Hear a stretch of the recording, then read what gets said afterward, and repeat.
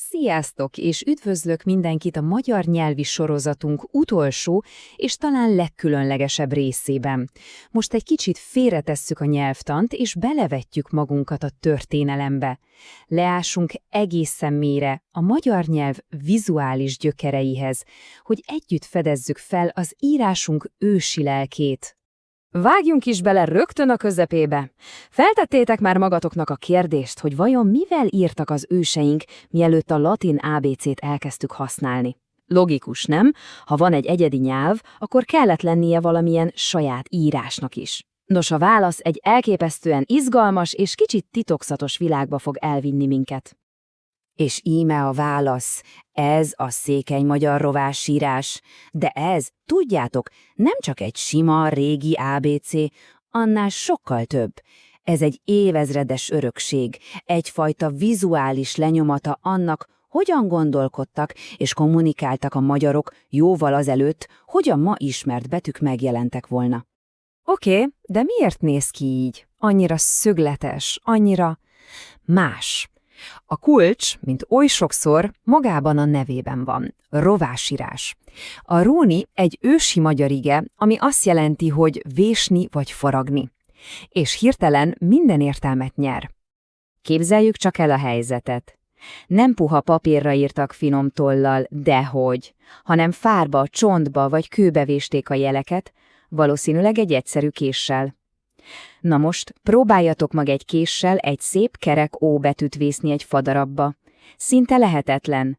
Sokkal-sokkal egyszerűbb egyenes vonalakat húzni. Tehát a forma egyáltalán nem véletlen, hanem a technológia, a praktikum szülte. Eddig minden logikusnak tűnik, igaz?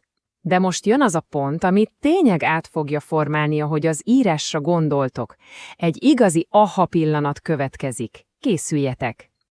Igen, jól látjátok. A rovásírást jobbról balra írták és olvasták. Pont fordítva, mint ahogy mi ma szoktuk. Hasonlóan, mint mondjuk a héber vagy az arab írást. Míg Európa nagy része már akkor is balról jobbra haladt, addig a magyarok egy teljesen más logikát követtek. Ez már önmagában is elképesztő, nem? De ez még semmi, a rovásírás igazi zsenialitása nem is ebben rejlik, hanem valami sokkal mélyebben, a belső logikájában. Van benne egy olyan hatékonyság, ami tökéletesen passzolt a magyar nyelvhez, és amit a latin ABC nem mindig tudott lekövetni. És itt van a lényeg. Gondoljatok csak bele a magyar nyelv hangjaiba. Mondjuk a CS, a gyü, vagy az SC. Ugye mi ezeket ma két külön betűből rakjuk össze. A rovásírásban viszont minden egyes hangnak, igen ezeknek is, egyetlen önálló jele volt. Egy hang, egy jel. Ennél logikusabban és hatékonyabban nem is lehetne leképezni a beszélt nyelvet. Hát nem brilliáns? Most biztos sokan azt gondoljátok, hogy rendben, ez nagyon érdekes, de ez már csak porlepte történelem. De mi van, ha azt mondom, hogy ez egyáltalán nincs így? A valóság az, hogy a rovásírás ma is él velünk, itt van köztünk, sőt, egyre erősebben van jelen, mint a kulturális örökségünk fontos szimbóluma.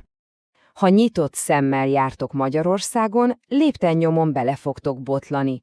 Rengek falu és város határában ott díszeleg a település neve rovásírással is. Sokan tanulják, használják, és büszkén viselik, mint a több mint 1000 éves kultúránk egy ma is élő darabját. Na ez az, ami igazán megmutatja a magyar nyelv mély, ősi lelkét. Remélem most már ti is érzitek, hogy a magyar nyelv tanulása mennyivel több, mint szavak és szabályok magolása. Ahogy megismertétek a rovásírást, betekintést nyertetek a nyelv történelmébe, a legmélyebb rétegeibe. Így már tényleg igaz, amit a képen is láttok. Ti nem csak egy nyelvet tanultok, hanem egy évezredes, exkluzív kulturális klub tagjaivá is váltatok. Üdv a klubban!